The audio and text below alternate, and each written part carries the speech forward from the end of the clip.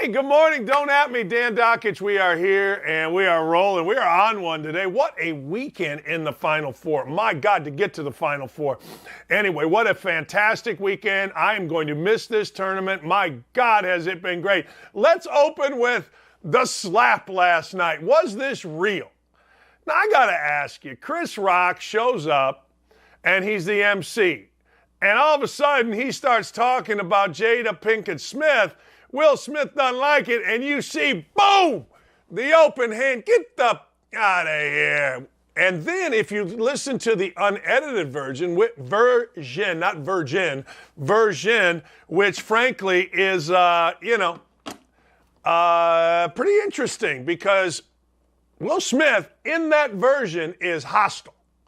Keep your my effing wife's name out of your mouth. And he drops it on him twice. And I think it was Dylan or maybe it was Ryan that said, he had kind of the shakes.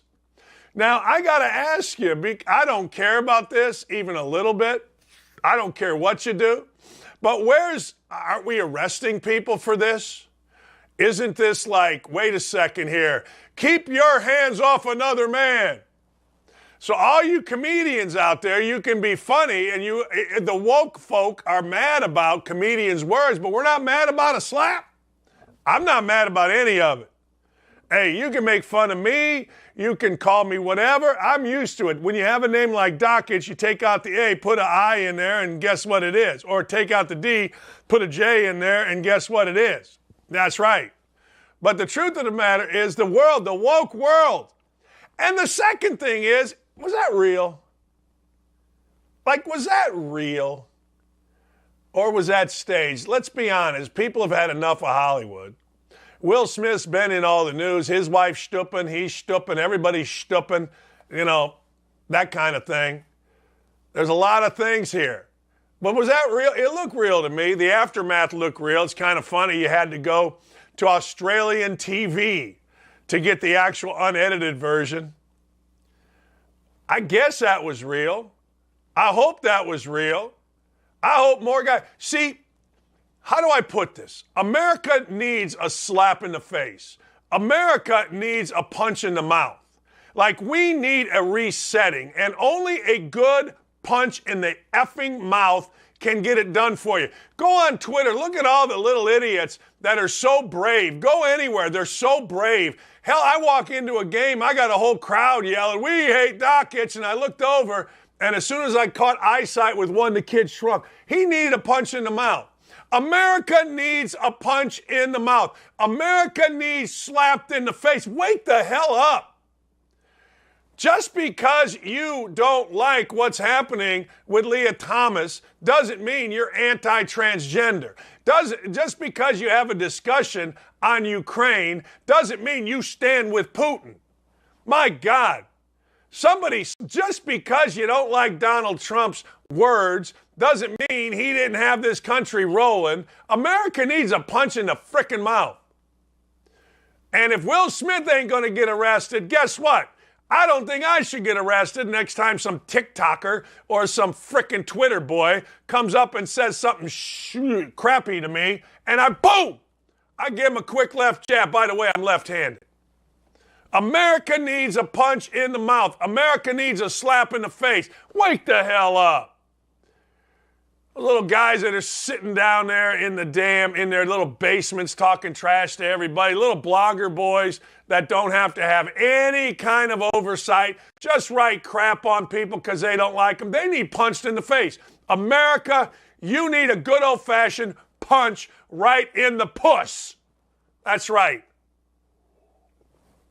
And if Will Smith can do it on national TV, then by God, I ought to be able to do it to one of you clowns when you come up to me and say the horrific things that you say to me. Boom!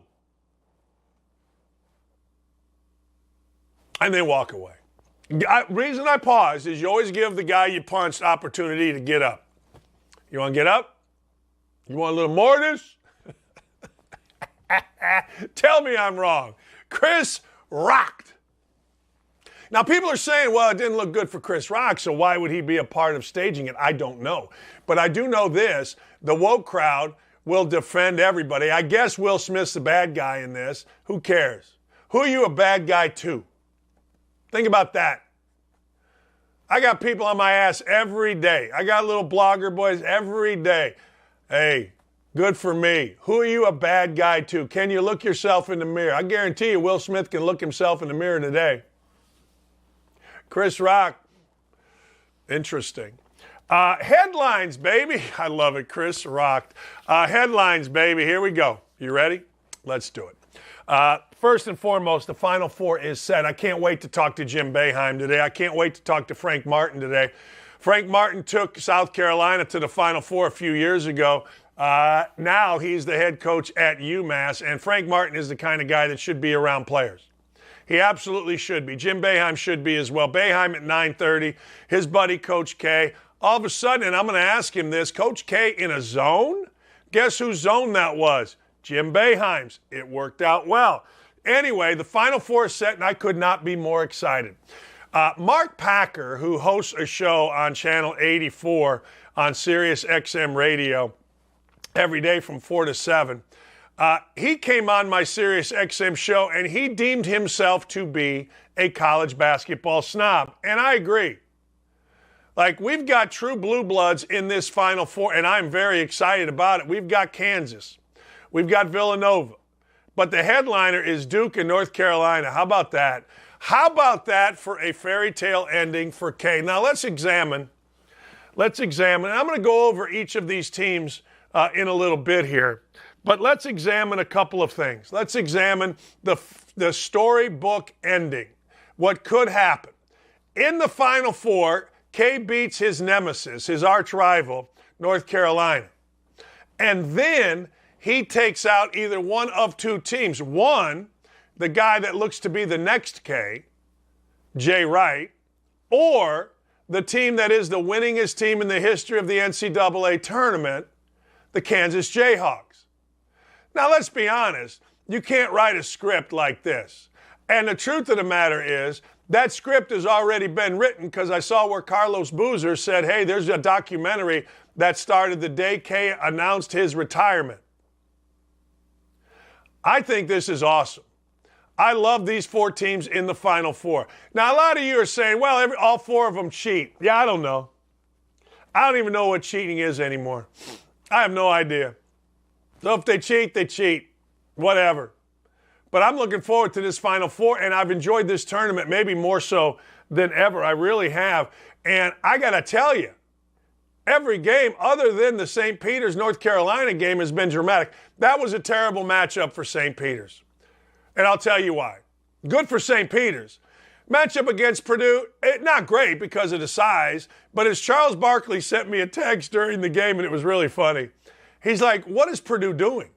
Do they think they have Kareem and Wilt down low that they keep throwing him the ball? And he wasn't wrong. Charles wasn't wrong. He wasn't wrong at all. Anyway, the Final Four is set. I'm going to get into a review and preview of all four teams in a couple of minutes. Deshaun Watson says he's innocent. Okay. I mean, look, 22 women, you're innocent. Why is Deshaun Watson able to dictate terms? And where are women's groups in this? You know, I'm interested. When I had a thing a year ago where I simply said, and didn't even mention the person's name, that I would not go at it in a pool with a woman that wasn't my wife, women's groups all over the place came out. Oh my God, I was rapey. If you can imagine that. By saying no, I was rapey. Right? All of the women that you know on Twitter that are very vocal when something like this happens came out. And I mean, they came out. Well, I get it, 58 at that time, year-old white guy. I'm an easy target. Where are all these women's groups on Deshaun Watson? 22 women, 22, say he did. I said I wouldn't. Let me say that again. I said no. A crazy-ass professor wanted to, quote, go at it in a pool.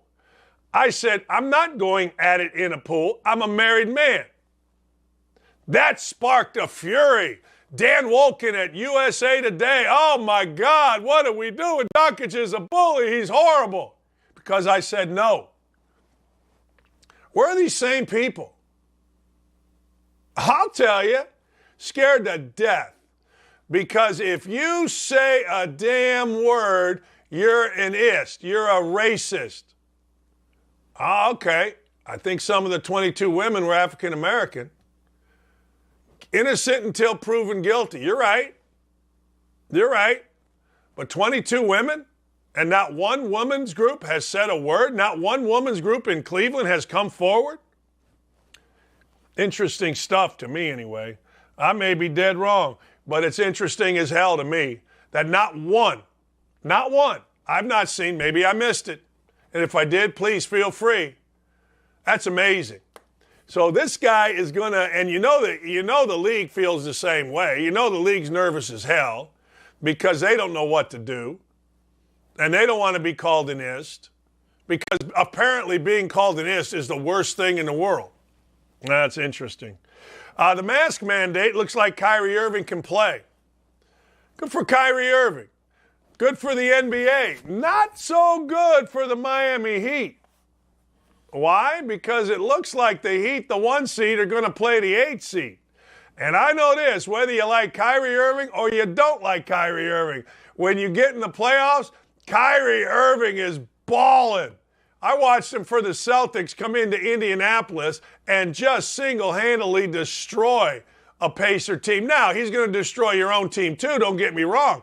But for a 1-8 type matchup, I guarantee you, Kyrie Irving, Kevin Durant are going to be healthy and balling.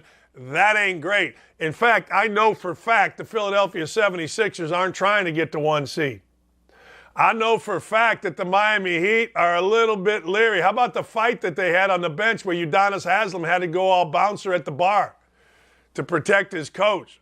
Got a little bit of a mess, but it's interesting basketball. I'll be watching. Look, if the Heat play the Nets, you're damn right I'm watching. That's going to be some. All the players in the league ought to be damn fresh. I mean, really fresh. See, I can't watch the NBA on a nightly basis, not because of any reason other than I get bored watching basketball. Like, I'd rather watch reruns of Curb Your Enthusiasm, and that's nothing against the NBA. It's the same thing with college. I don't sit there on a Wednesday night normally and watch Villanova St. John's. I'd rather watch Larry David and see what he's up to. Oh, by the way, I'm also into Winning Time, the thing on the Lakers. It's so ridiculous, it's awesome. It is. Winning Time is great. HBO, check it out. I don't know why I love it. I just do. Who said that? Mariah Carey? I don't know. All right. Let's get into the Final Four. Let's talk about each team. We're going to do this with Coach Boeheim coming up and Coach Martin as well. First, the Duke Blue Devils. I got to tell you, full disclosure, I said this on my radio show. I had no idea one guy's name on Duke's team before this season. Not one. Zero. I said it. Look, I'm not doing college basketball games, so I didn't study college basketball teams. I personally didn't care who was on Duke's team. Didn't matter to me who was on North Carolina's team. Had no interest in any of it. But I got to tell you, I do now. Banchero, I always say his name wrong. Roach, Griffin, these dudes are some bad boys. These dudes have come together. And if I got a first pick in the draft, it is no doubt I'm taking Banchero. I don't care. That dude is 6'10". He can dribble it. He can handle it. I asked my son, why do I think this guy's so good? He looked at me and goes, Dad, because he's a 6'10" guard that runs like a guard. Whoo! I'm not going to lie to you. I ain't mad about that guy. And then when he needs to make shots, he'll step to the top of the key and drill a three. Whoo! How good's Roach been? This is a good basketball team. They make shots when they need to. They defend just enough. They play it any way you want. We can go isolate on the block if you'd like. We can run the floor, get it ahead, unafraid. Totally unabashed. They don't care, man. They'll shoot them in. Does not matter. And this team has come together, I think, as well as any Duke team ever. I really do. And I know a lot of you are going to say, come on, Dan, you didn't like him. I didn't know him. I know him now. And I got to tell you, what I know about him, what I see about him, I like. Hey, look, are they the greatest defensive team ever? But no. They're 32-6. Now, I want you to think about that. 32-6. Duke fans, you owe me an apology. Come on. And I'm going to put this out on Twitter today. A few years ago, I did games in the Garden. Georgetown was there, Duke. I can't remember. I think Duke played Georgetown. I don't know. I did 2 of the games, and I was talking about Wendell Moore. And I told you Wendell Moore Jr. was going to be a star. He reminds me of Chris Carrawell. Wendell Moore Jr. is a leader, man. Wendell Moore Jr. is a catalyst. Yes, I know that Roach. Yes, I know that Griffin. Yes, I know Mark Williams should be a top 10 draft pick. But I got to tell you, Wendell Moore Jr., that's a bad boy. That dude puts it all together. He's Chris Carrawell. Duke fans, you crushed me. You crushed your own. But I'll take apologies. I will. I'll take them. I'm used to it. I'm used to saying things. You all lose your mind, say Dakich is an idiot, and next thing you know, you're like, oh, man, Dakich is right. Wendell Moore Jr., A.J. Griffin, terrific. Now, let me go 1 second on Mark Williams. Mark Williams is a top 10 draft pick. Now, I don't know if Mark Williams is going to be any good in the NBA or not. I don't know. He can't shoot it. He's not. But I'll tell you what he can do. He can block it. I'll tell you what he can do. He can catch it. I'll tell you what he can do. He can run it. Mark Williams knows who the hell Mark Williams is. And I'm all in on Mark Williams. Love him. I thought he was the MVP of the game the other day. Everybody else doing their thing offensively. I thought Mark Williams defensively was the most valuable player for Duke to get to the Final Four. Don't at me, people. North Carolina, UNC. Man, I'm sitting here in Indiana, and we got Indiana fans and blogger boys talking about TikTok videos, talking about how Brady Manick has a TikTok video and I criticize Indiana. Let me explain something to you. You can have TikTok, Twitter, Snapchat, Facebook, Bumble, Christian Singles, Big Daddy Mingles. I don't give a damn what you do. Tinder. I don't care what you do if you play like Brady Manick. Now, Brady Manick's dropped 28, whatever. Our TikTok guy went over at Indiana. Brady Manick decided, I'm wearing a Carolina jersey. Dawson Garcia, who was a McDonald's All-American, think of what's happened here at North Carolina. Dawson Garcia out in the middle of the year. So they bring Brady Manick in. All he does is basically lead them in many ways to the Final Four. 29 in the game, 26 in the game, 19 in the game. I mean, he absolutely kicked the living hell out of basically the 4 teams they've played. You can TikTok, you can do whatever the hell you want in my world. But if you go over, how about you get in the gym if you're an Indiana player? That's a personal thing. But anyway, let's talk another personal thing. First year in the program. People say, well, you know, Hubert Davis was left all kind of talent. Okay. Well, let's think about that talent. First, an All-American, Garrison Brooks, decides he's not coming back. Garrison Brooks ended up going to Mississippi State. Think about this for a second. Walker Kessler, who was a first-team All-American, said, no, I'm going to Auburn. And he became a first-team All-American. Now, Kessler wasn't a first-team All-American at UNC. So those 2 guys leave. Think about this for a second. When your team, in my case, Indiana, when the fans are making an excuse, you got a first-year coach, Hubert Davis, taking over for a legend. You lose Dawson Garcia to health problems, mental health problems, whatever it was in the middle of the year. You get this kid, Brady Manick, who did not play very well at the beginning of the year. Next thing you know, you roll everyone. Now, they got a little lucky, let's be honest. Playing St. Peter's and not Kentucky or Purdue, that's a little different. Don't get me wrong, but you play who's in front of you, right? And all of a sudden, because of coaching, because of workouts, because of improvement, because of confidence. This first-year coach, losing all these guys from a mediocre team last year, goes to the Final Four. Indiana will always have TikTok. Jeez. You got to be a damn blue blood. You're a blue blood or you're not. And North Carolina and Duke are blue bloods. Period. Don't at me. Indiana, we got a guy making TikToks that didn't score a point and was a starter. Good for Indiana. Yay, rah. Go fight, win. Let's talk about Villanova. Justin Moore. Justin Moore is out. You know who Justin Moore is? Justin Moore averaged 15, torn Achilles in their game against Houston. Now, I hate this. I hate this for kids. I've talked about this. I talked about the big kid from Creighton. I hate when kids get these things. I hate you work so hard. You're such an integral part of a team. You are making yourself the dream of a lifetime to get to the Final Four, man. And you saw how much he meant, Justin Moore, to the team by their reaction, right? Oh, I hate that for kids. I don't dislike it. I hate it because I know how hard you work. So Justin Moore, yeah.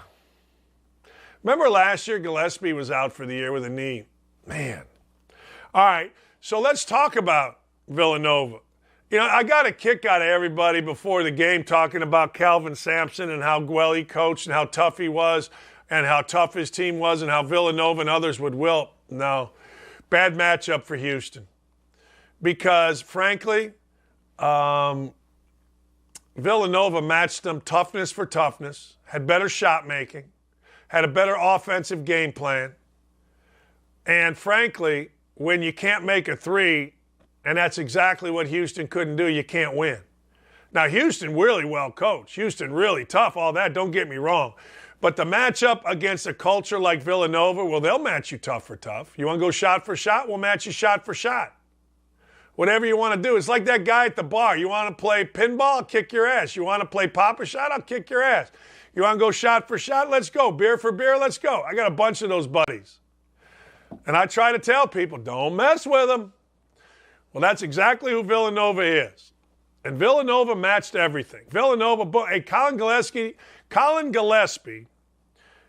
did not play great, but boy, oh boy, did he hit a big shot when he needed to. And people are on Colin Gillespie's ass, but you got to understand something. When you're not the greatest athlete in the world and you're a two-time Big East Player of the Year and you've got another team in Houston that is fierce defensively, they're going to get in your ass and they're going to make it personal. They're going to make it personal. And that's what they did. And guess what? Gillespie struggled. But guess what else? Gillespie led his team, and guess what else? When it came time, he hit a big shot. Don't be too hard on Colin Gillespie, man. Give a little credit to Houston. They were up and into him tough, really tough. Now they move on. And that's it. They move on. It's what they do. All right, the last team, the Kansas Jayhawks. Kansas a little bit like what I'm talking about with Villanova. Kansas against Miami, man, Kansas is that team that goes, what do you want to do?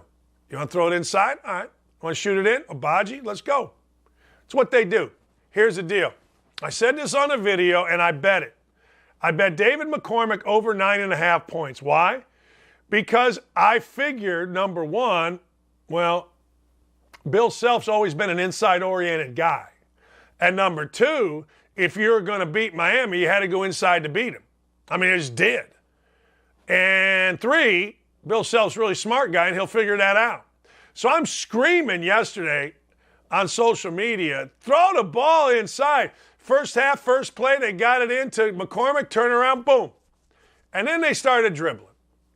And Bill Self said it. I love coaches' timeouts. If you pay attention, they'll tell you something if you know what you're looking for. He said, yeah, all of a sudden we just started dribbling and shooting. No pass, one pass. He wasn't wrong. The next thing you know, down 6. Start the second half. Bill Self takes over. Boom, boom, boom. We're going inside. McCormick has 12 by the first TV timeout. My toes are tapping, but so is Kansas. And then Kansas got in that booty. Got stifling. Next thing you know, boom, jacking up threes, Miami, and the Coach Larinaga playing for your grandpa is done. Done. D-U-N, done. And at the end of the day, there you go. That's what happens. When you get blue blood programs, when you get programs that are just special, you put the jersey on, you're supposed to win, you get games like yesterday, where there's no way North Carolina's going to lose, Duke's going to win, you know Kansas is making a comeback in the second half, and Villanova, against a really good team, not only survives, but fights its way through, literally. And I loved every minute of it. I did. I thought it was absolutely great. I'm going to miss this tournament. Not only are we making so much money on it, and this week, tomorrow, we're going to preview the women's tournament because I'm into that too. Man, I watched South Carolina. Holy cow. 80-50 over Creighton. I watched frickin' Stanford last night. It was a tough-ass game. All Stanford did was make all their free throws down the stretch and pulled away and got a W. It was a good game, really good game over Texas. Ended up winning by 9, which was a cover. Money spends, people. But we got a monster for you today. We do. And all week we're going to be covering the Final Four. Look, we got Boeheim. We got a Hall of Famer in Jim Boeheim. We got one of the great men in college basketball is Jim Boeheim, and also is Frank Martin. If you'd like to email the show, you can go to dan@1070thefan.com. Tell your friends, get on here, do yourself a favor, get on the YouTube chat, and let's rock and roll. We're going to be here all week previewing it. North Carolina Duke. North Carolina Duke. Now, ESPN going to wear you out. And oh, by the way, I know I'm wrong about this. Come on. Does every commercial have to be a social justice commercial? Everyone? I guess. I ain't mad at you. I'm just wondering, does everyone? I don't know. Ladies and gentlemen, what have we decided here in the first half hour? America needs a punch in the face. And the shot heard around the world yesterday was freaking, you know, by Chris Rock. Yep. I ain't mad about it either. All right, Jim Boeheim when we come back. Can't wait to talk to the coach, get his take on all 4 teams, get his take on his friend Mike Krzyzewski. Not only his friendship, but Mike Krzyzewski using Jim Boeheim's zone. We'll be right back.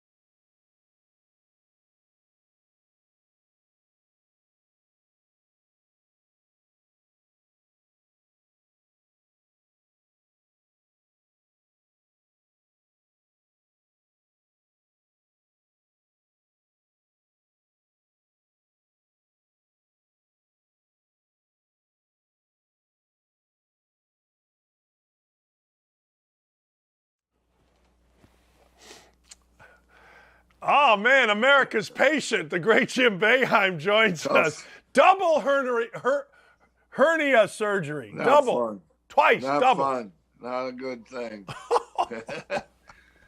You can walk out afterwards, but it's the recovery isn't that great. The tube down your throat, you can't talk. You can't move around very well, but I don't move around very well anyway. So I guess there's nothing different. Oh my God. Hey, Coach, I appreciate you. See, you know what? Guys just play hurt. They play hurt. They play tough. Coach Boeheim here, getting the tubes out. Julie's there. How great a patient are you? Julie said you're the best patient there is. You're easygoing, and it's just a walk in the park. She would never say that, even if it was true, but it isn't true. I'm not the easiest. Fortunately, we had a lot of games this weekend, a lot of stuff to watch. Watched the soccer, everything. Watched the Oscars last night. Watched the slap there. That was cool. Yeah, interesting. Did you think the slap was real? Yeah. Was that real or was that staged? Really, I would have been 50-50. It kind of looked a little bit real. I didn't think it was. I mean, it was a joke. It wasn't that bad. I mean, I don't know. It was a little overreaction, I think. Will Smith might have been a little uptight with the award coming down and everything. A little sensitive? Maybe.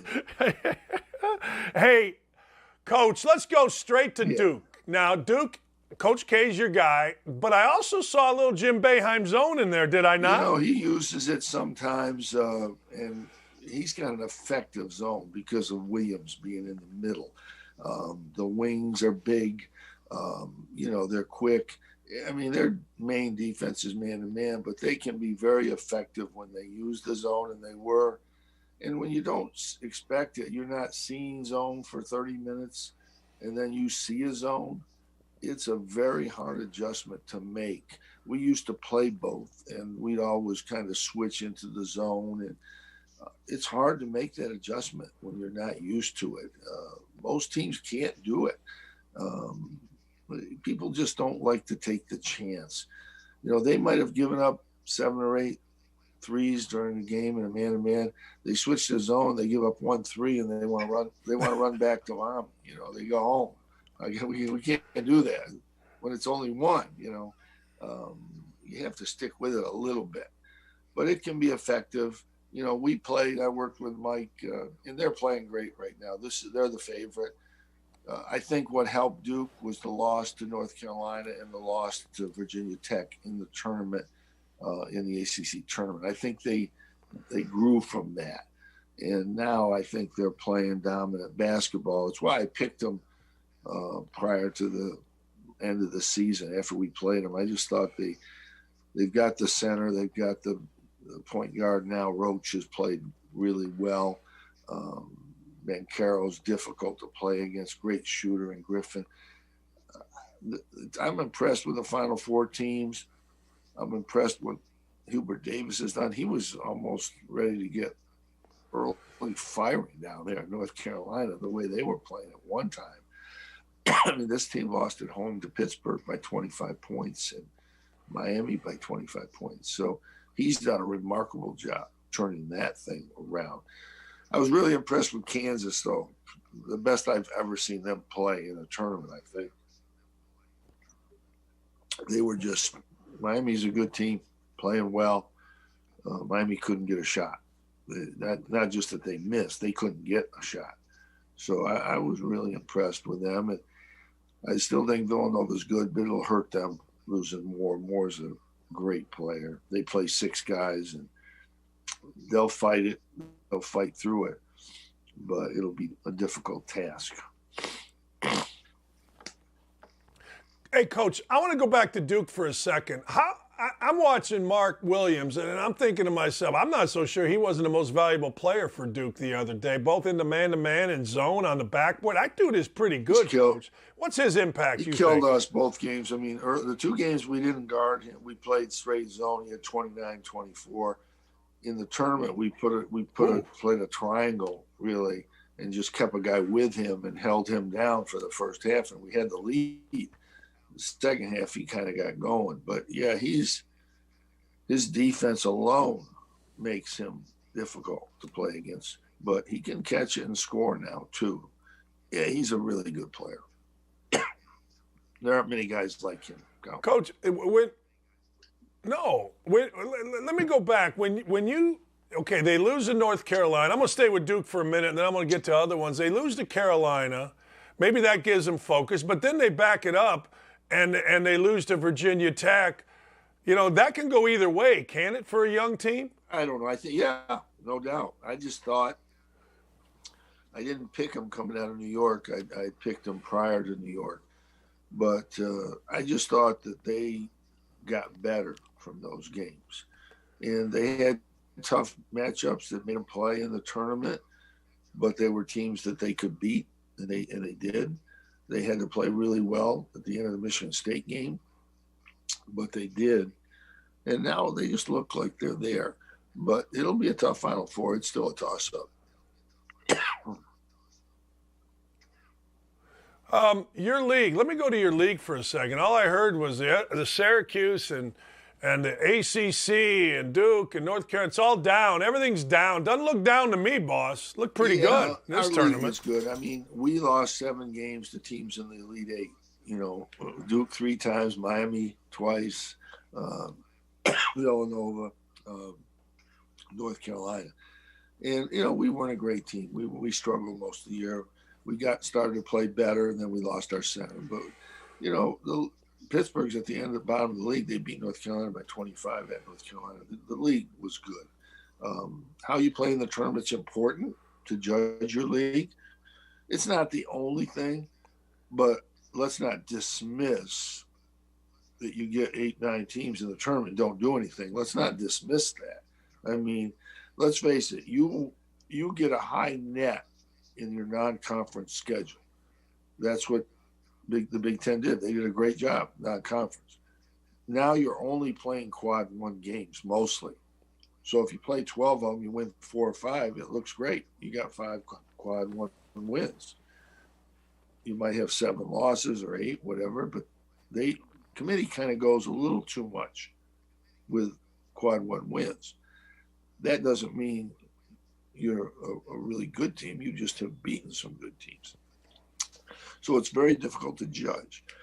I think more emphasis needs to be put on the way you finish the season. I think the whole season should count, but I think the way you finish, like Texas A&M, like Virginia Tech, I think that should count. But it's hard to get the best teams, the best 64, 68 teams. It's not that easy. And the main metric is how you do in your quad 1 games, and that can be deceiving. And you can play well in the beginning of the year, and you might not be playing well at the end of the year, and that should figure a little bit. It shouldn't be the only thing. The last 10 games, I never liked it because you might be playing 10 quad 1 games and you might win 2 of them. You might be a good team. But it's difficult right now. I knew that North Carolina and Duke were playing well. I knew Miami was playing well. I knew they had a chance. I picked them all to go to the Elite Eight. But I thought Miami would give Kansas more. I was shocked with that game. And again, I think you have to give all the credit to Kansas. They were impressive. Sometimes a team misses shots and they lose. You know, Miami couldn't get shots. And that's really, really good defense. And I think you have to give that credit to Kansas. They've kind of put themselves in a good position for the Final Four. Coach, when you look at, you sound great, by the way. Whatever you think, you're sounding wonderful. When you look at Kansas's defense and you look at what they were able to do, can you take people through what happens at halftime? You know, you're getting beat, they're getting whatever they want. Bill's not happy. What would have happened in that locker room at halftime? Well, I think one thing, they were 3 for 9 for the foul line. So, that's going to be better, get better. I didn't think they played bad defense in the first half. McGusty made a couple really hard shots, which he can do. Wong can do that. But their defense just went up. It literally went up a ton. I don't think I've seen better defense. What did Miami get in the second half? 15, I don't even know. 15 points, 20. And Miami, a really good offensive team. All those guys can dribble the ball. I was shocked. That's probably one of the most shocking things that I've seen in the NCAA tournament, other than St. Peter's and the great story that they were and how they played. You don't beat those teams by accident. And, you might beat one, but you don't beat Kentucky and Purdue. Those two teams were number one in the country at one time this year, weren't they? I think they were pretty close. Yeah, pretty close to it. Purdue was. It's not like Purdue was for a day. Yeah, then they got beat. Kentucky was close, and yeah. I forgot the other team they beat now, St. Pierre. But holy cow! Murray. Yeah, and Murray State's a tremendous team. They're a tremendous team. Yeah. So those.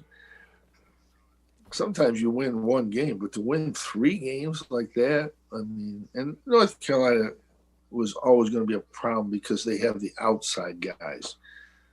St. Peter's can stop inside guys with their defense. They're swarming the way they play it, but you're not going to stop the 3 perimeter guys from North Carolina. They're hard to. When Love is playing well, North Carolina won every game they play. If you look at their season. When he struggled, they struggled. When he played well, they won every game, almost every game they played. And now, Manic is playing great, and the other guard is playing great. So you've got a very difficult team to contend with in North Carolina right now. Coach, one of the things I forgot about, Garrison Brooks leaves. Walker Kessler leaves. Dawson Garcia gets hurt.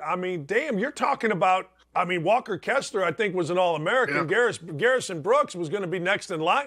How about that's unbelievable in the first year what he's been able to do, Hubert Davis. Unbelievable job. I got a lot of grief from Auburn because I said Walker Kessler was a perfect North Carolina player. Well, he was. He's still a great player at Auburn, too. Right. It's not like I was trying to be negative with Walker. He's a great player. He just seemed to be the guy, like what North Carolina's always had, guys like him for 50 years. That's why they win. That's why they won for 50 years. And, but he's a great player. But they lost a lot. The guard play has resurrected North Carolina. Those 2 guys are playing great. If they play great in the Final Four, North Carolina will be difficult to beat. Very difficult. This is from the. Do you think the win? Do you think the win over Duke at Duke gave them hope? You know what I mean? Showed them what they could be, and you talked about the loss by Duke.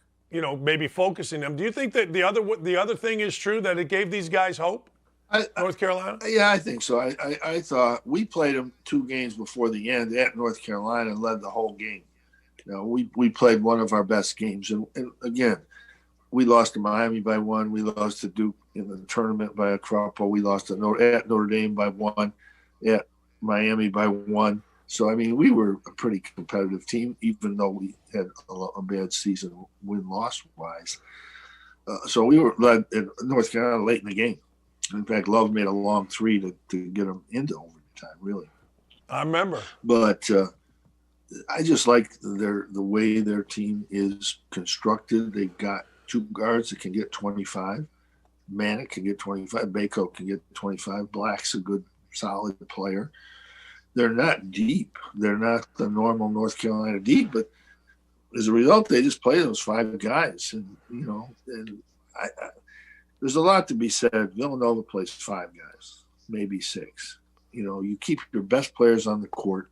These are college kids. They're not going to get tired. Duke has a pretty good bench. They don't play much off their bench. They play 6 guys. You really look at this. The top teams, play 6 or 7 guys. They keep their best players on the court, and that's how you win, especially in the NCAA tournament. Just keep your best players out there. Hey, you mentioned Moore. Obviously the kid is out 15 a night. Villanova, man, they went mano a mano. I thought it was a physical game against Houston. They just went at him, man. They just boom, boom, boom. How big a deal is that, Justin Moore being out? And what do you think of Villanova? I love Villanova. I mean, we played them. We played them on a 1-point game with 4 or 5 minutes to go. They just keep going. At the end of games, they got Gillespie. They got, Moore. They got Caleb. Losing my memory now, and the other guy coming off, the one guy that comes off the bench is Samuels. I think Samuels is great. I think Samuels is terrific. Samuels, you watch every game when they need something at the end, he takes a bigger guy. When you're small, he's going to have a bigger guy, and you're not guarding him with a bigger guy. He's going by a bigger guy. Everybody says, well, they're small. That's hard. That works in their favor on the offensive end. You have to guard those guys. And they all can dribble, they all can pass, they all can shoot. Jay's constructed a great culture, a great dynamic with his team. They're difficult to play against. And, I mean, if Moore isn't out, they might be the favorite to win this thing. I would think they could be. Difficult team to play against. I've told my son, who's a young coach, I said 3 things, Coach. I said, number 1, keep your mouth shut because no one wants to hear from young coaches. Just listen. Number 2, study Syracuse, study the zone, study Coach Boeheim, what he does. And number 3, study Villanova. Because Villanova, your operations stand the test of time. And Duke, too, but Duke I feel like Duke's different. Got so many players. Duke's different. I think you look at Villanova. Yeah. If you look at what Mick Cronin's done with defense, if you look at what Calvin Sampson's done with his defense, they're constructed to win with their defense and rebounding. Villanova's a little different. They have so many really good shooters. So they have defense and shooting, which is always important. Those programs are all constructed with that kind of defense first. And here's how we're going to play an offense, which will complement our defense. And those programs, those 3 really stick out a little bit. Some places that get better players and, everything is different. Purdue is a good defensive team. Ohio State is a fundamentally defensive team. And, those teams are always going to be in it. They're always going to be in it. Same as Michigan State. They're going to be in it because they play great defense. And, it's a question of how good their offenses are in tournament play, really. What speaking of offenses, like I saw this throughout the tournament. Like I thought last 8 whatever minutes, Purdue against St. Peter's, I thought they got shook. I thought they all of a sudden Travion Williams is handling the ball 28 feet from the basket. I thought they got shook. You mentioned Miami. Does Miami getting where they can't even get a shot up? Does Villanova, you've coached against Jay Wright, you've coached against Villanova 1,000 times. I mean, do they ever get shook? Can you get them off of what they're trying to do? No, you can't. They're steadfast in what they're going to do. We had some success playing against them because when you zone them, it takes away their dribble drives, which is their best offense. They can still play against zones. I mean, they shoot it well, extremely well. But it can take away some of their dribble stuff, which really hurts you. But no, they're going to play their game. Tremendous leadership. There's so much to be said for fifth-year players coming back, like there in Miami and some other places. How that has helped their teams. But Purdue, you want to take advantage of the big guy inside. The problem is the big guy inside misses a couple late, and you're not going to get rebounds. because you're spreading. So you get the big guy the ball, he misses that post move, and now the other team has the ball going down to score. When you in college, like I think North Carolina is great. They don't go to Baco. They don't like throw him the ball a lot. He gets the ball off the boards. He gets it on penetration. And, he gets a double-double every night. Big guys in college generally aren't good enough to throw down the ball all the time. They're really not. You're better off with and you take the three-point play out of the game when you're doing that, and you're only getting twos. Sometimes what happens, teams double team those big guys. Now you get the open threes, and that's not good. Hey, you know what? Charles Barkley sent me a text in the middle of the Purdue game. Barkley sent me a text. Does Purdue think they have Wilt and Kareem on the block? Well, like they're throwing it to them, like they, you know what I mean? Because to your point, those two guys just weren't good enough to go win the game. Yeah, I mean it's a big problem because if you don't throw the ball, everybody says after the game, Charles Barkley will say, "Why didn't you throw your big guys the ball?" You throw them the ball, they don't finish. Then after the game, Charles Barkley says, "Why did you throw that guy the ball?" Well, you as a coach in that situation, you can't win because the only way you can win is if you win the game. Right. If you lose the game, whatever you did was wrong. And that's coaching. That's just the way it works. And, I've had big guys. And I had Ronnie Cycli, who was a tremendous athlete, but every time we threw him the ball, he turned it over. So, we never threw him the ball. And we won a lot of games with that. But he was mad. He was always mad.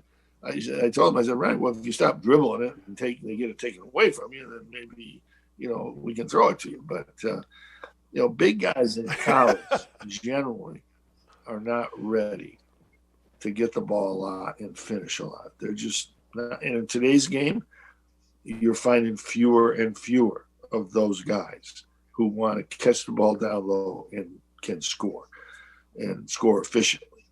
So, the game's changed. I mean, it's been changing, evolving. It's a perimeter game. You get guys that can shoot it, dribble, pass. That's what you need. And you got big guys to play defense, rebound. That's what Mark Williams does. Baco does that for North Carolina. They're in the Final Four. Kansas's big guys play defense. I mean, they can score, but they don't get the ball a lot. It's the perimeter guys. And Villanova, it's all perimeter guys. So NBA, same thing. It's how many centers are killing people. It's about wings and guys who are 6'11" who play out on the wing, like KD and Giannis. The game's changed. A last thing, how many did you? When Julius Irving scored like 80 against, were you coaching then on his birthday, or did you have to try to guard him? When I was assistant coach, we won at Connecticut. We went up to UMass, and I knew going in there, Julius was a sophomore. Nobody even knew who he was. He didn't play in the New York State All-Star game. He sat on the bench. So he goes to UMass. Freshman year, you don't know what they're doing. You just hear things. So I'm hearing things. We get to the game. We hadn't even seen him play. It was early in the year. And I see Jack Lehman, who's a great coach, before the game. Knew him well. I just mentioned, how's Julius doing? Some days he's there. Some days, he might not be. We had a 6'11" first-round draft pick, Bill Smith, playing on our team. We had a good team at that time when we made the NIT, but we were a good team, almost an NCAA team. Doctor just dropped 32 and 37, 32 points, 37 rebounds on us. He got 2 rebounds at the top of the square over our 6'11" guy, who could jump, by the way, and just laid it back in the basket like this. I'm sitting there on the sidelines going, oh, okay, well, we let's get ready for the next game because we are not going to win this game. At the first play of the game, you knew that you're not winning this game. It was his birthday. And it was like, okay, and I see great players, and people talk about this guy's a great player, that guy. Dr. J get 100 today. If he was playing in the NCAA tournament today, he'd get 40 and 30 today. I mean, and again, remember he's 70 years old, so he probably only get 20. Probably only get 20 and 10 today. Right. But if he was in his prime, I saw two great players when I was an assistant coach. Kenny Durant from LaSalle, and Dr. J. Durant, Kenny had a knee thing going, and he never was the player again. But he had 39 against us, and I was an assistant coach. I really realized right then, those guys, you don't stop those guys. Those guys are going to beat you. You try to get those guys. But yeah, Doctor. Hey, 30. Yeah. Wait, let me see if I got it. 37 rebounds. I might be exaggerating a little bit with time. No, let's go with it. Let's go with it. Let's go. Probably 30 and 30 anyway, at least. I'm going to look that up again. I'm going to go back. I mean, that was in the Stone. When I was an assistant coach, you weren't born, and it was in the Stone Age someplace. Back then. We didn't have. Where were you an assistant at? Was it Syracuse? Yeah, You're assistant at Syracuse, I right? never left Syracuse. Yeah. I played here 62 to 66 and became an assistant coach in 66 to 75, and I'm still here. I can't understand. It's crazy. You can't leave. You can't leave. If you retired, like, what would you do? That's why I'm not retired. I don't know what I'd do. I can't talk. Like, get a talk show. I mean, you'd have a voice of reason in the talk show world. We can't have that. So, no. No. I used to think I'd retire and play golf, but I can't play that good. So I don't even want to play golf anymore. I can fish, but I'm not good at that either. The fish are outsmarting me most of the time. So, yeah, I mean, we got a little more left, and we'll see what happens. But we have a great class coming in. I'm really, really excited to get to next year. We just had such a disappointment. When does Coach? When does next year start? When does next year start for you? Actually, we started workouts last week. Yeah. Working on stuff and still finishing up some recruiting stuff and starting in next year's recruiting stuff right now as we go. It's year round, every day. Yeah, well, man, I would love talking to you. Thanks for your time. Apologize, and particularly for the playing throat, hurt. But and thank Julie that's too. What happens when you have surgery? Who cares? And put tubes down your throat. You're bad for a couple of weeks. But thanks for having me. Good luck, man. You sounded great. Thanks, Coach. Thank Julie as well. He's the best, I'm telling you. He is the all-time best. I love talking to him. I do. I love it. I think talking to Coach Boeheim is one of the real treats of being a broadcaster. He helped me actually marry my wife. I'll get into that story. We're going to have another guy that I love talking to. I love talking to Frank Martin. I do. I love it. I think he's great to talk to. Can't wait. He's a new head coach at UMass. We'll be back with Frank Martin in a minute.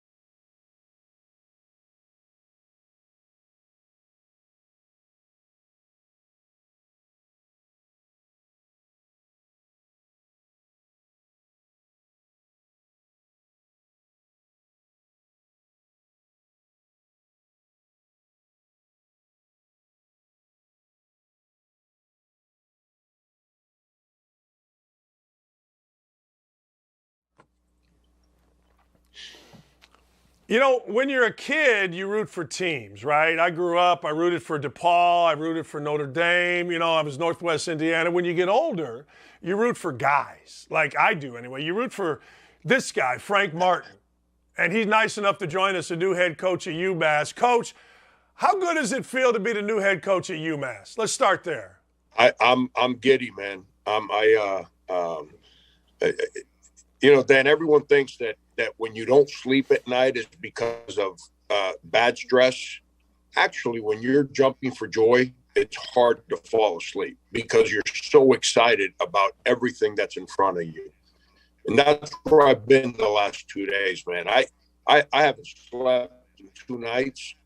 And I've got more energy right now than I've had in a while because of that enthusiasm that this university has provided for me. Hey, and by the way, you and I both used to have a little hair. I took my head off on purpose, and we always did radio. Now that we're both old, bald, look like you know what, now we're going to do live Zooms where people can actually see it. Yeah. What are we doing here? I got everything backwards, Coach. My whole life is freaking backwards, right? I mean, TV, mine was COVID. I'm like, you know what? A couple bottles of wine. I had my stepson go, let's go. I'm tired of this. What happened with you? I was starting to fade like the rest of us do.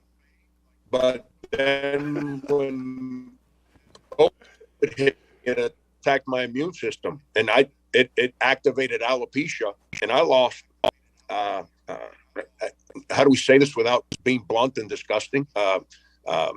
You wouldn't find a fiber of hair on my body. And so being a teammate in the locker room right now probably wouldn't be a pretty sight. But my eyebrows have kind of started growing back a little bit. So I've got one long white hair right here it's the only one that survives. So it's my Dumb and Dumber moment. So you mean I got a chance that old son, you know what's going to grow back. So we'll see. So you're saying there's a chance you can go back to that thick mane that you used to have. Is that what you're telling me? You're saying there's a chance. Hey, Coach, why are you so happy? What, like the last few years, you know, look, go ahead. I was going to say showering's a heck of a lot easier now.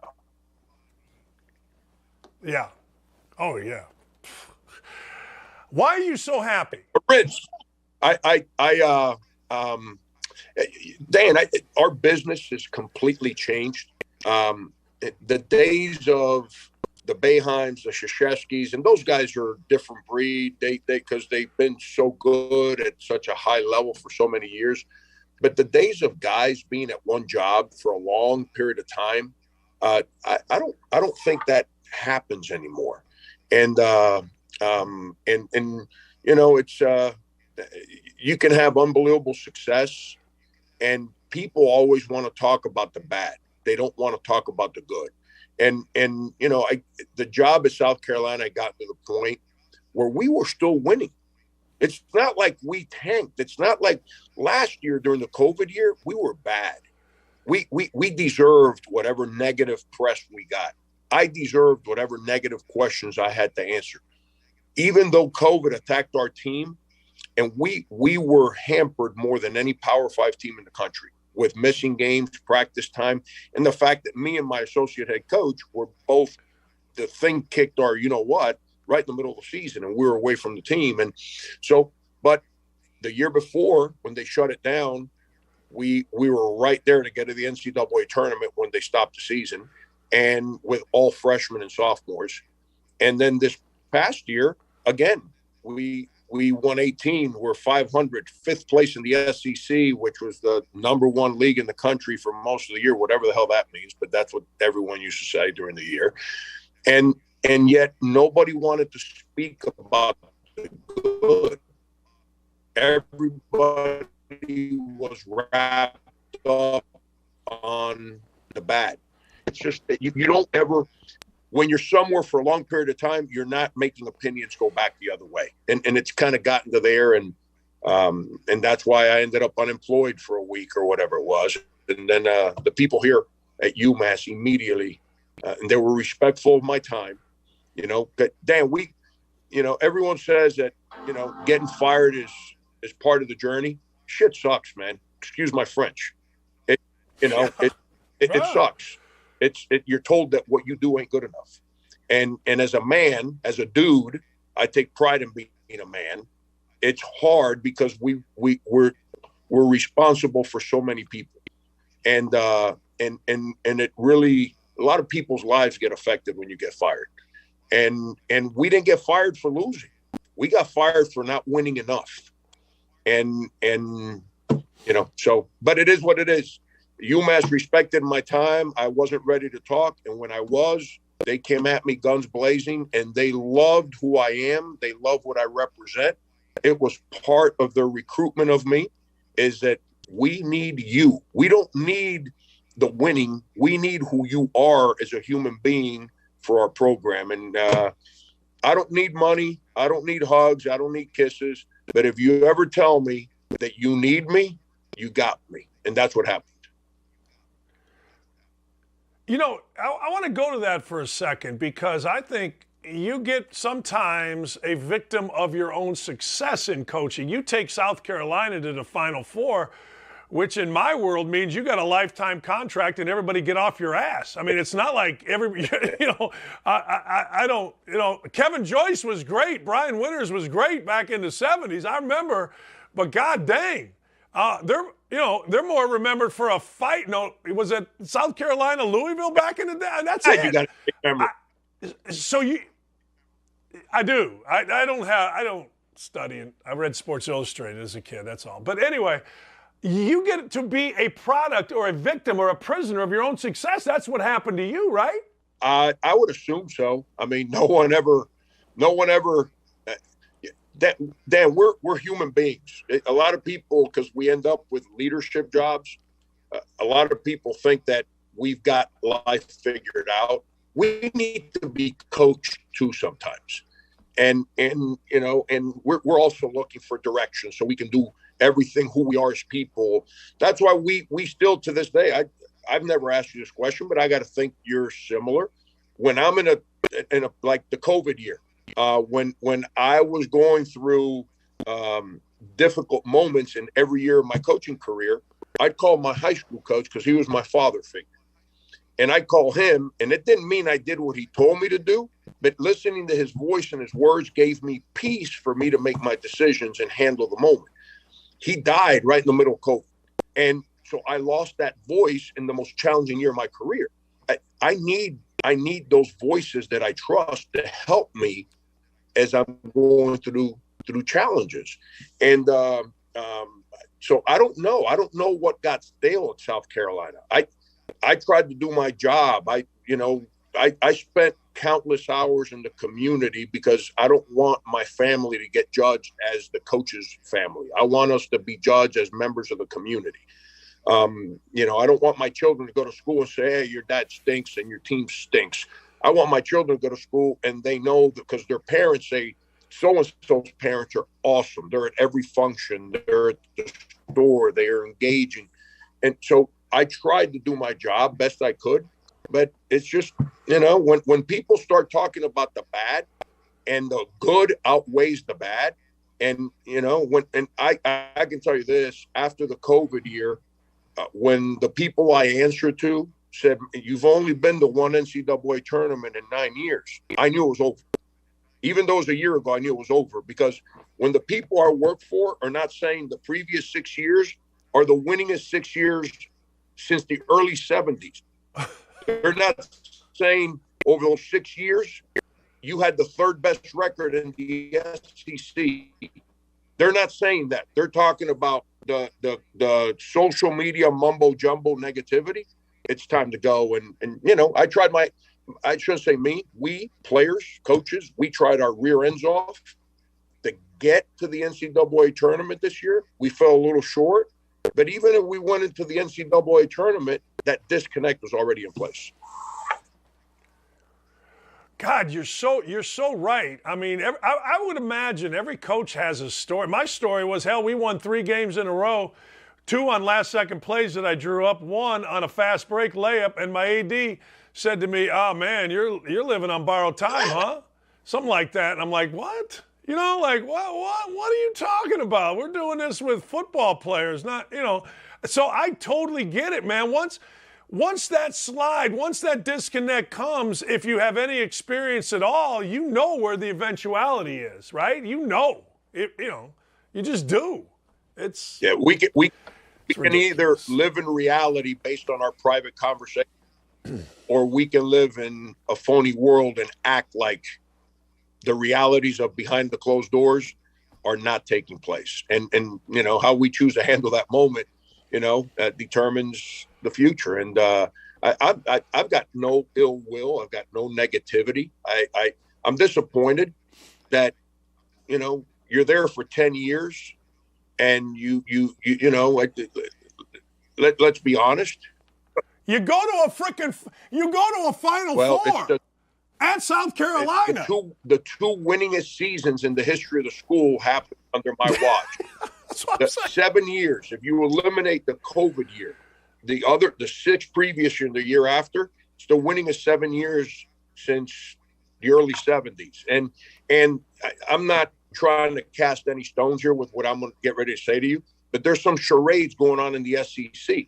And for us to have the 3rd best record in the SEC, finish in the top third of the league 5 of the last 7 years, I don't think that's losing. I think that's winning. But I was disappointed that after 10 years and taking the program from winning 2 league games and probably one of the worst Power 5 jobs in the country to a place where we're a winner, and that the divorce happens so quick and so blinded the way it did. But it is what it is. Hey, let's move forward here. What do you see in UMass? What do you see with the program, with the school, with the players? What do you got? Well, I got here yesterday. So it's, if you can remember those initial 4, 5, 6 days, heck, the first 4, 5, 6, Woo. It's a blur. It's so I'm in the middle of meeting people, and you know, you shake the person's hands and you see them 10 minutes later and you don't remember their name, and it's like, holy cow, who is? Somebody help me. Who's this? You know, I told the players yesterday, I met with the team for about 40 minutes or so, and I told the players, we're going to go on the court. We're just going to do some shooting drills. I said, this is not for you. This is for me. And they were looking at me. I was like, I've coached ball for 38 years. I got fired. So last week, I felt like me coaching ball didn't work anymore. But I'm excited about getting on the court and teaching the game a little bit. So we're going to go on the court for about 30, 40 minutes. Just this one today is for me. So I can feel good about me being a ball coach. And so it was great. But you're on the court and you're like, hey, over there with the red shorts, come here. What's your name? It's like being at a camp back in the day. And what's your name again? Yeah, you. I'm sorry. I'll figure out your name by next time we work out. And but that's what we're going through. But there's a vibe. I've been off social media for about a year because I took the job. I had to engage in social media because it's part of the deal in today's day and age. I got to promote the new program. I got to give the fan base hope because they haven't been very good for a minute. Like I don't probably fit at the Kentuckys and the UCLAs and then all that. Guess what? They don't fit me either. I'm a blue collar, down in the dumps, work my way out of stuff kind of guy. So I love taking on jobs that I have to roll up my sleeves and the odds are stacked against me. It's just who I am. Call me stupid, call me a moron. It's who I am. That's what tickles me the right way. And that's what this place has. There's history here, whether it's Jack Lehman or Dr. J or Rick Pitino. There's obviously the Calipari years with the success that they had with the refuse to lose. I've lived in Massachusetts before. They love basketball up here in New England. It's my job to give our fan base hope that it's going to happen again. So I've re-engaged in social media a little bit. And I feel a vibe. I ain't felt this vibe in a long time, from an enthusiasm for basketball, for hope that it's going to be fun again. And now I've got to roll up my sleeves, my staff, my players, me, the people that hired me, and we got to go make it happen. And we got to, give people something so hope starts becoming reality. And that's the journey. And that's what got me excited. That's what has me excited right now. I want to go back to something because I always felt this, and I think, you obviously do. Most coaches, man, you lose a game or you get a new job, you got to get on the court, right? I totally get what you're saying. Hey, fellas, this isn't for you. This is for me. You just got, you feel like, all right, we're back to being a team and I'm back to being a man and a coach just by getting on the damn court, right? I totally get what you're saying there about the shooting drills you did. I totally get that. And it wasn't, everyone thinks it's about, let's go out there and let's put them on the line and let's run them and let's tough them out so I can figure out who's going to quit and who's going to stay. It's not about that, man. It's about getting out there and telling a kid like, hey, start on that line over there. And you're going to work on an inside out dribble with your left hand. Don't move your body, move the ball. And now that kid doesn't start on the line. It's like, yo, I told you start on the line. And that's the detail of teaching. And that's what gets me going, is getting people to understand that little detail. So that's why I said that yesterday was for me. So I can feel good again about teaching the detail that I enjoy. I totally get that. I do. Press conference is tomorrow, but I'm guessing you're already off and running. For UMass, what's the first order of business for you? Is it recruiting your own players? Is it getting out? What are you focusing on as you jump into this real quick? Yeah, I've got to meet the campus leaders academically. I tell people, I told every player yesterday, I'm not a guy that quit playing and started recruiting. I'm an old school teacher in my same neighborhood I grew up in. So with me, it all starts about academics. And so meeting the academic leaders on this campus, meeting the leadership of the university. It's not my job, because they hired me, to get this campus to change to who I am. I'm the new guy here. I have to understand how this campus wants to be represented. I've got to understand that from the leadership so I can then work in their direction, earn their trust. And then as we go through that journey and we start doing our job in basketball, then they're more willing to listen to some of my ideas to make adjustments wherever it needs to be. So that's one component. The lifeline of trying to hire. I think, Dan, it's the hardest part of our job, because you can have 3 really good staff members and you got 1 bad staff guy, it's over. You got no chance to succeed. So hiring is so important. And here, I got a great story for you. You got 2 minutes so I can tell you this quick story? I got all day. Let's go. So I get fired Monday at 2:00, 2 Mondays ago. And I go in, I address the team, I tell them what happened, I go home. I get to my house, my phone is blowing up. Hey, Frank, it's always been a dream to work for you. Hey, Frank, blah, blah. And it doesn't stop. I don't have a job. And I'm getting all these text messages from guys. I've been a fired assistant coach. I understand. I'm not making fun of them. I've been there. It's a tough place to be in. But I'm getting all these text messages from guys telling me like, hey, I want to. So now we get to the weekend, and I'm starting to feel better now by the weekend. I'm starting to get away from that moment where you're like, I don't want to leave my house. I'm embarrassed. I failed. To like, you know what? I'm a man. I've been in this business 38 years.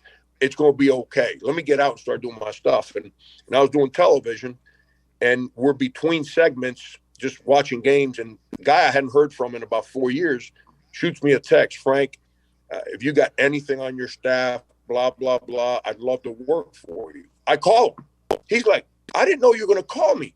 I said, well, I got your text. I said, I'm going to send you a plane ticket next weekend. I'm busy right now, but I'm going to send you a plane ticket next weekend. He's like, really? That easy?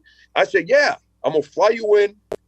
I'll figure out what to pay you, but I'm going to take advantage of your willingness to help me. You're going to help me clean my garage because I haven't done it in 2 years.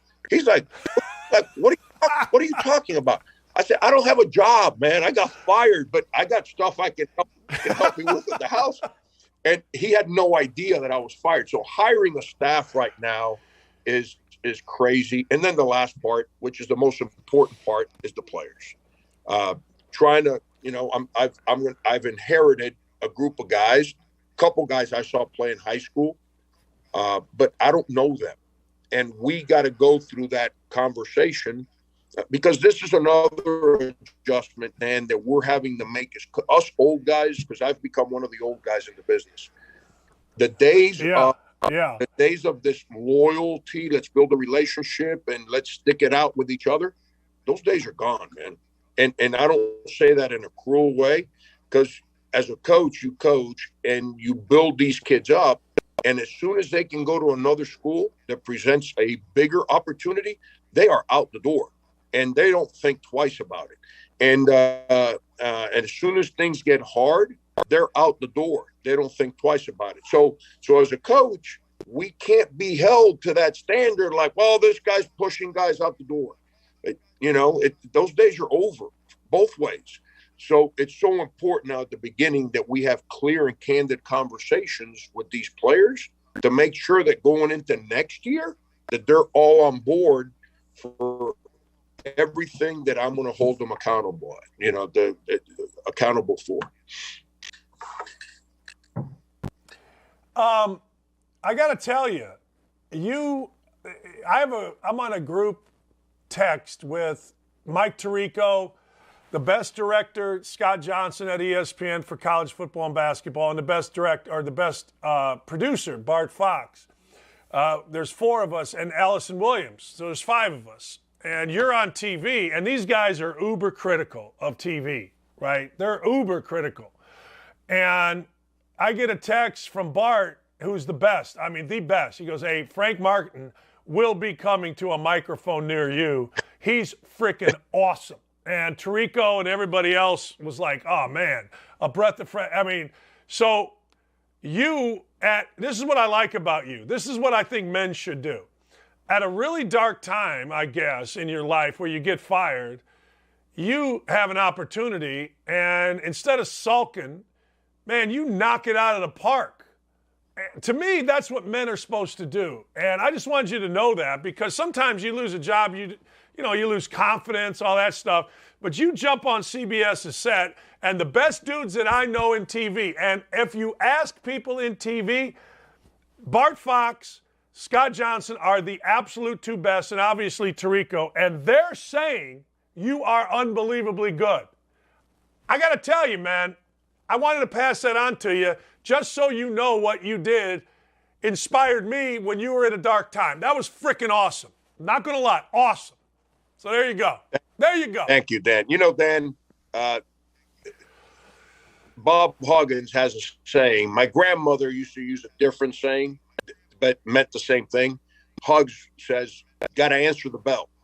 And my grandmother, the challenges she went through when, the whole deal, leaving Cuba, coming to a country that she knew nothing about, and all she wanted was a chance to work and provide for her family.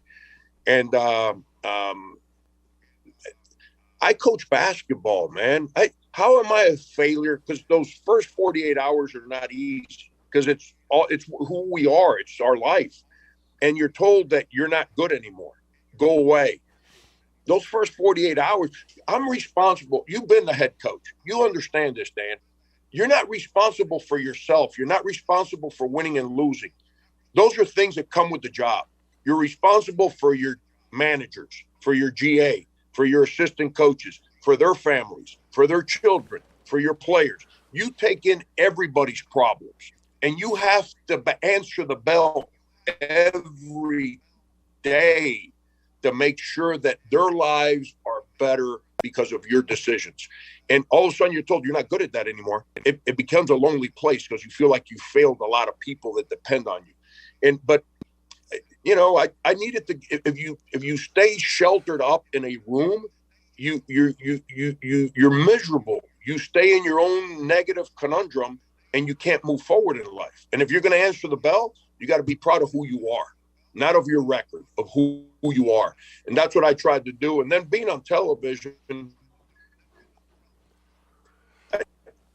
I live my life with being honest. My honesty offends people sometimes. Too bad. I want you to be honest with me, so don't be phony. So when I go on television, which is not something that I pretend to know what I'm doing, I'm honest. I'm comfortable with being who I am. And then if you ask me to say stories, come on, Dan, how many stories you got because of basketball? And they're all good. So I'm going to sit up there and say story and then talk ball. I know there's people in South Carolina that think I'm not a very good basketball coach. That's okay. I'm comfortable that I know enough about the game that I can talk the game. And so it's, you know, I don't know. I had a lot of fun with it because it makes, again, that moment helped me feel better. Yeah. Yeah, no, you're talking ball, and not.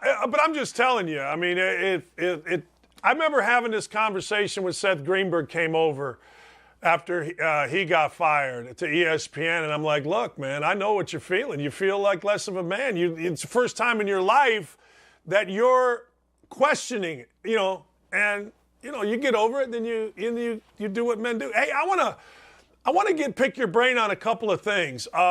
One, your thoughts on the Final Four. Your thoughts on Duke, North Carolina. You're in that area. You're coaching against it. What are your thoughts on both those two teams, Coach K, and what the job Coach Davis has done? Yeah, I mean, if you actually follow,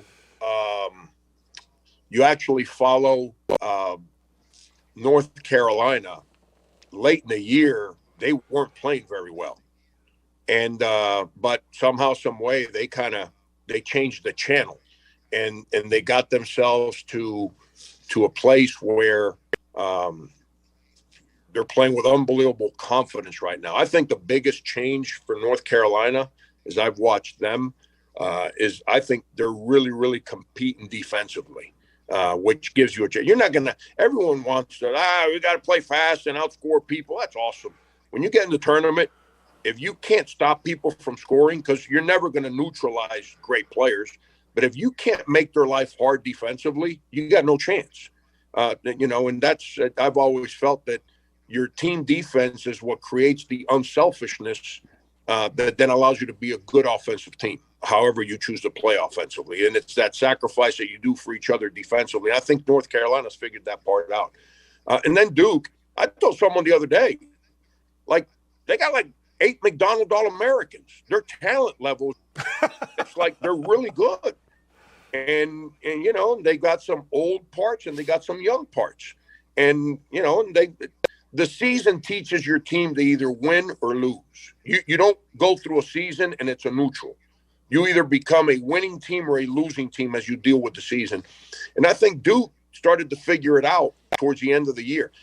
I thought they, you know, that the last home game of the year against North Carolina, all that stuff, they had no chance to play well that game. The amount of distractions that were going with all senior day, when you have 3 seniors and their families, is really what they dealt with that game. There's no way they could have succeeded. But I think both of those teams have kind of figured who they are out, and they did because of the season. The season taught them to trust one another.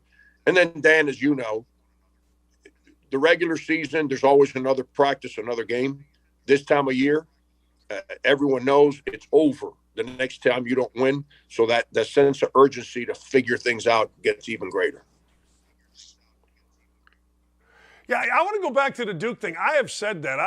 I said, man, you know, you get in a routine, you get in a rhythm, and all of a sudden you got 90 players showing up at practices and all that stuff.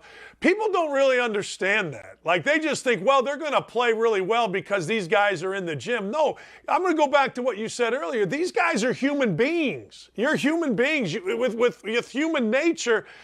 I totally agree, and I said it before the game. There's no way Duke's going to play well in that game. They may win the game, but there's no way they could play well, at least to start that game. No way. No chance. No chance.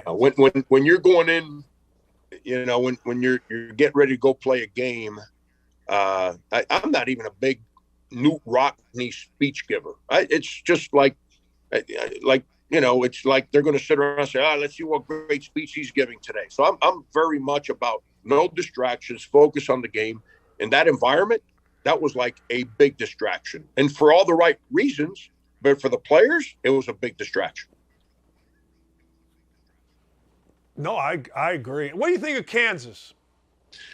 Typical Bill Self team. I don't know. Obviously, we're not in their locker room, but it seems like that kid, Remy Martin, has finally embraced whatever Bill's asking him to do. And you don't become the Pac-12 player of the year, whatever he was, by mistake. You got to be a pretty good player to do that. It's now he's got three guys on the perimeter, the kid on their team that I don't think gets the credit he deserves, because everyone, I don't remember his name, the one athletic freak that can shoot threes. Everyone speaks about him. But the one kid no one speaks about is that kid Braun. I think he's the guy that keeps them together. I think he's the guy that no one pays attention to, and he's the one that hurts you on both ends of the floor. And but typical Bill Self team, man, unselfish on offense. They probably move the ball better than any team that's still playing. Villanova is close second as far as their. You never know where the ball's going to be at, because the bodies don't stop and the ball doesn't stop. So it's hard to lock in your defense to take away a dribble drive because there's nonstop movement and you don't know who's the one coming at you.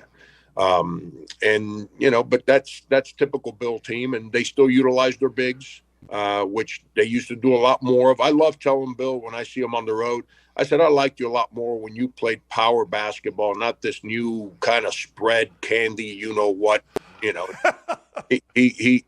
loves that stuff. But it's typical Bill team, man. Offensively, they're extremely efficient, and they're balanced.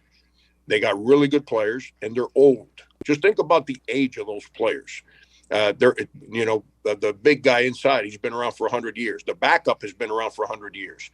Obaji, I think's his name. I think this is his third or fourth year. Wilson, third or fourth year. Brown, third or fourth year. Remy Martin, by the way, I told someone the other day, and if he ever hears this, I hope he doesn't get offended. Bill now has him playing like Remy Martin, VSOP, the good one. It's he's got him playing like the good cognac, not like the one I used to buy back. Yeah. And but they're old, and when you got old players, they don't ride the wave of emotions play to play, so it's a little easier to win with them. Last thing before I let you go, what are you doing today? What are you doing today? Walk me through your day today. I had a meeting with marketing and sports information at 8:00 in the morning. I met with the previous staff late last night. Just helping those guys as they go through the journey, because it's hard. I don't want the athletic director or anyone else having those conversations with them. I wanted to get to know them, not ask them about the good or the bad, just figure out who they are, what they're about, and build relationships with them, because I've been there. It's not a comfortable place to be in. After meeting with marketing this morning, I had a couple individual player meetings, and as soon as these two bald guys decide that the conversation is good enough for the day, I've got another player and several others that I'm meeting with as we go through the course of the morning. Man, you're the best. I asked you to come on, and like 2 seconds later, yeah, okay, what time I'm on? Let's go. You're the best, man. You're the best. I'm getting myself a UMass flag. I'm putting a UMass flag out here, man. Hey, and I told you off the air, you're one of the guys that I should say no to, because you're a coach. So you don't have a pre-set of questions. You actually listen to what I say, because that's what we as coaches do, is listen and then ask the next question so you can get me in deeper trouble. So you're the guy I should have said no to, but no, we're good. We're good. We didn't get in trouble today. No. We just talked about our bald-ass head and where we're going. That's all. Kidding me? No, man. I appreciate it, Dad. Anytime you need me, and I'm giddy, man. I'm like an 18-year-old that's getting ready to go to college for the first time in his life again. I don't know what the future holds, but I'm excited as I've ever been. I can hear it in your voice. I can see it in your bald-ass face. And you do have a bald face, by the way. I'm telling you, I call him the lone survivor. He's right here. And he's the only one left, and he's my Dumb and Dumber, man. We got hope, Dan. We got hope that I can put gel on my hair again one day. Hey, man, you had a beautiful head. Mine was always, I'm whipping it around, I'm Gene Katie, I'm spraying, you know. You had a beautiful head. That was beautiful, your head. It's not fair. Life's not fair. Hey, appreciate you. Thanks, absolutely, Frank. Dan. He's the best, man. That guy is the best. That's Frank Martin. All right. Well, hell, I don't even know why we got to take a break. We don't have to take a break. We got no commercials. Hey, we're just going to keep going, Dylan. I got nothing to do. Might as well. We got 20 minutes left in the program. I ain't mad about it. I ain't mad about it. Let me tell you what I ain't mad about. Let me go get it here. First and foremost, I ain't mad that we just had the greatest morning show in the world. Hey, I ain't even mad if nobody's watching. For me, that was fun. Jim Boeheim, Frank Martin. Whew, I ain't mad about just getting on the freaking headset and having Frank Martin on the damn, on the show. Hell, that's what this show is about. We try to give you insight. All right, I ain't mad about it. Let me see what I got. All right, so the other day, Mark Packer, Channel 84, Sirius XM Radio. All right, 4 to 7. He's on my show, Billy's son. He comes on my Sirius XM show, and he's killing the Big Ten, right? He's killing the Big Ten tournament, or to the NCAA tournament. I ain't mad about it. I ain't mad about it. Look, you got 9 teams in the tournament. 9. That means, ladies and gentlemen, that the 9th place team, the 9th best team in a 14-team league, made the NCAA tournament. Now, I don't really want to see that happen, but I would understand it if they did. It's never going to happen because it's like, well, we use your whole year. But, hey, that's all right. Capping it at 5, I ain't mad about that. Should be, could be, ain't. Because first time ever, a 9-invite league, 9 teams, not one of them got to the Elite 8. I'm a Big Ten guy, man. I'll represent the Big Ten today, tomorrow, and the next day. But the truth of the matter is, 9 teams, not one gets to the Elite 8. Wow. That ain't great. So I ain't mad about it, but I'm also not necessarily for it. Purdue embarrassed itself against St. Peter's. I mean, let's just be honest. I may talk about this tomorrow, but hell, we can talk about it today. I was going through the list of the worst defeats in Big Ten history. You know, last year, Oral Roberts, who, by the way, got to the Sweet 16, beat Ohio State. Back when I was at Indiana, I think we were a 3 seed, and maybe Cleveland State was an 11. Maybe there was, a 16, so they'd be a 13 or 14 seed. That was as bad a loss as you're ever going to see. Purdue's loss against St. Peter's has got to be as bad a loss. Michigan State was, I think, a 2 seed, lost to a 15, Middle Tennessee. That was a bad loss. But it's as bad. And I would argue that maybe that's Purdue University's worst loss ever. Sweet 16 is great to get to. Don't get me wrong. Hell, it's awesome. But when you lose to St. Peter's in that vein, that ain't a good loss. I don't know if it's the worst loss ever, but it's worth a discussion, particularly because Purdue people absolutely flip out. I mean, they flip out. All right, last night, I'm watching the women's tournament. And I'm watching Creighton, who beat Iowa. Now, Iowa and Caitlin Clark are pretty damn good. But I'm watching Dawn Staley's team. And I'm watching Dawn Staley's team with this Ayala Boston. And full disclosure, I'm like, wow, this is an interesting game. I think the line was 13.5. I watched 2 minutes of the game, and I'm like, wait a second, I'm live betting this. And I think Creighton was even up. I got to tell you, watching South Carolina women's basketball was really fun. I mean, it was really fun. And this Boston lady is tough. She's a good basketball player. I don't pioneer women's basketball. It's gotten a lot better, don't get me wrong, and it's really fun to watch. It's not like I watch all the time is what I should say. I watch Indiana, and UConn really unfairly got to play at home. But anyway, as a 2 seed, not a 1 seed. Indiana, a group of ladies that I love watching play basketball got their brains beat out. But then I watched South Carolina basketball, and I ain't mad about South Carolina's women's basketball team. If you get a chance to watch the NCAA women's tournament, I think you're really going to like South Carolina's women's basketball team. I think they'll win national championship. And then I flipped over and I watched Stanford in Texas last night at 9 o'clock, and that was really good. I'll tell you this about Stanford. Man, oh man, down the stretch, free throw, whap, free throw, whap, free throw, whap, free throw. They were not missing in crunch time. And that was fun to watch. If you're a basketball fan, watching, I don't care if it's little kids, I don't care if it's little boys, little girls, adults, NBA, WNBA, or college men or women, being able to stand up there at the free throw line under pressure and knock them all in is a big-ass deal to me. Again, don't care the level.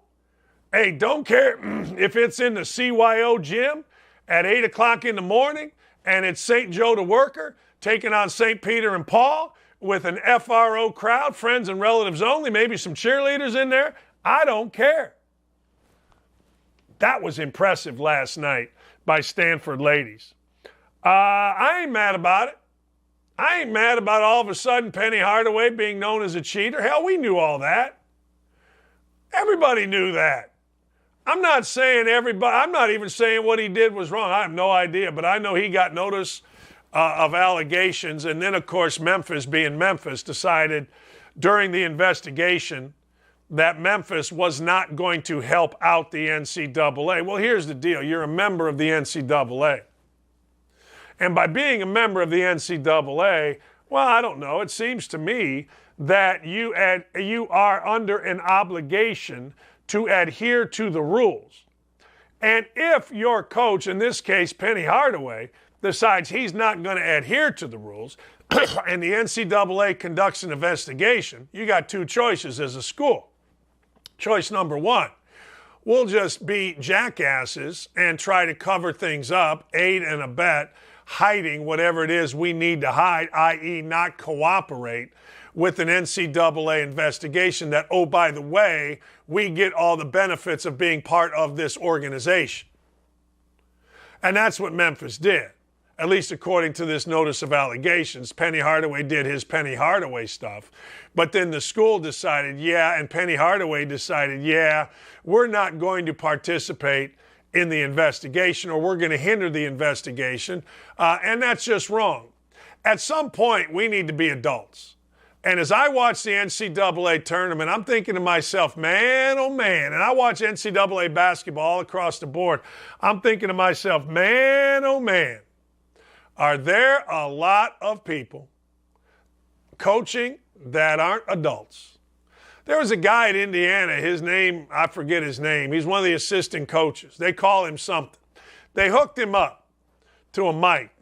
Now, in my world, particularly at Indiana, his name is Ya something, I don't know. But in my world at Indiana, when you were on the court, coaches were to coach. Like, you're supposed to do it with enthusiasm, but you're there to teach, you're there to coach. At least that's my sense, and I'm sure I'm wrong. This dude was hooked up to a mic, and I swear to God, he was more cheerleader than he was coach. He was more wannabe player, and the dude could never really play, but he was more cheerleader and / player than he was coach. I'm telling you, we're losing adults in the room. There ain't nothing wrong with being an adult. I know, I'm yelling at clouds. Who cares? But the truth of the matter is, man, oh man, are there any adults at Memphis? Aren't you supposed to be the adult when you're the athletic director, provost, chancellor, president, vice president, executive vice, I don't know, whatever the hell you are at a university? Penny Hardaway doing Penny Hardaway things, who cares? Be an adult, Memphis, for once. Be an adult. I said it when they hired Hardaway. Great, good for them.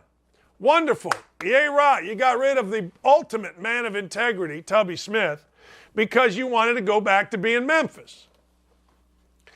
He won an NIT, or he won a few games, and Gary Parrish, a columnist who lives in Memphis, where the biggest fanboy media is of CBS Sports. Oh, Penny, all the doubters doubted you, but we knew here in Memphis, blah, blah, blah, blah, blah. No, we knew. Gary, we all knew. We all knew. I knew when I saw Mike Miller, longtime NBA player, and Penny Hardaway on a private plane, and they looked like kids. And I put a caption to the picture, kids playing coach. It's exactly what it is.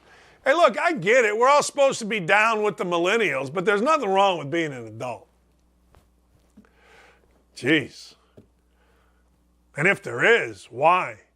Well, yelling at clowns. All right. Why is that bad? All right, Purdue. I ain't mad about Purdue's historic loss to St. Peter's. Now, let me explain this to you.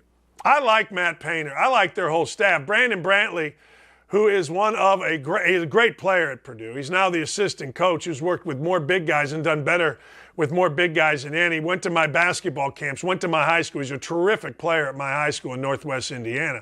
I love Purdue and their staff, but I'm an Indiana guy. I'm an Indiana guy through and through. Regardless of what Indiana's doing, which was a complete train wreck in the NCAA tournament against St. Mary's, hey, look, if you are St. Peter's and you beat Kentucky and Purdue, I'm all in on you. I'll be full disclosure. When I was an assistant coach at Indiana, Purdue was cheating. Purdue was winning. Ultimately, Frank Hendrick, the assistant coach, ended up working in the student union. They fired him for NCAA violations, and they made him work in a student union. Now, Frank was an All-American there. Gene Cady and his program went on probation. Nobody really knows that, and that's fine. I love Gene Cady. I went to Purdue basketball camp, had some of my greatest high school moments playing in the state tournament in the semi-state at Mackey. I'm a big Purdue fan, but I'm Indiana through and through. So when you're a school like St. Peter's and you take out Kentucky and you take out Purdue, I got to tell you, my toes are tapping. Back to being an assistant. When I was an assistant at Indiana, it was miserable when Purdue won.